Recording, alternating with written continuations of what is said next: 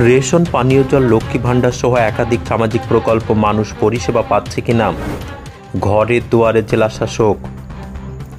সুন্দরবনের ঘরের দুয়ারে জেলাশাসক সহ একাধিক সরকারি প্রশাসনিক আধিকারিকেরা উপস্থিত।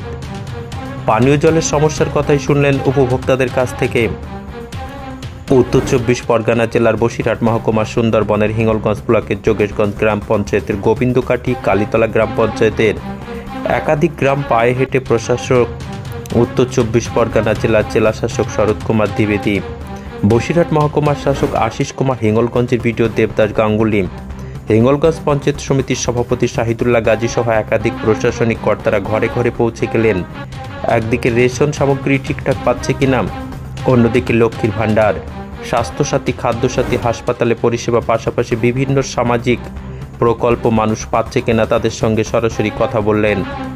এছাড়াও কালীতলা গ্রাম পঞ্চায়েতের 4 নম্বর শামসুরনগর কুকুরেখালী জঙ্গলের পাশে বনবিবি মন্দির পরিদর্শন করেন।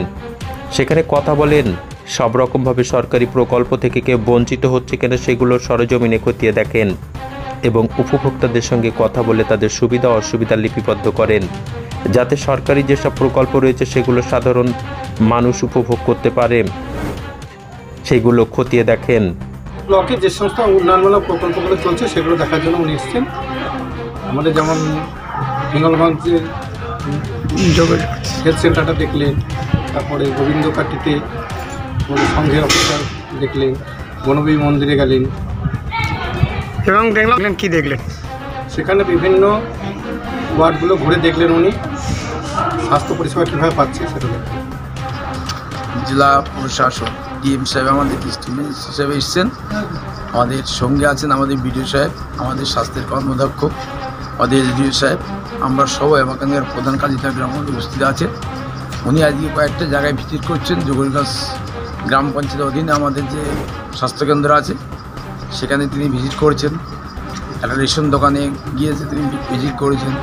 এখানে বনবিবি মন্দির, যদি বাংলার মুখ্যমন্ত্রী মমতা বন্দ্যোপাধ্যায় অন্যপ্রায় এই মন্দির আমাদের পাওয়া, এটা আমাদের সুন্দরবনবাসী, সেই ক্ষেত্রে উনি এটাও দেখতে এসছেন, উনি মন্দিরকে দর্শন করতে এসেছিলেন। এরপরেও আমরা একটা এসএইচজি গ্রুপ যারা আছে ক্লাস্টার, তা সেই গ্রুপে ওখানে যাওয়া হবে। উনি আজকে পরিদর্শন পেয়েছে হিঙ্গলগঞ্জ ব্লকে এবং কিছু উন্নয়নমূলক কাজে পরিদর্শনে তিনি ফিল্ডে এক কথায় মাঠে নেমেছেন আমাদের সবাইকে নিয়ে।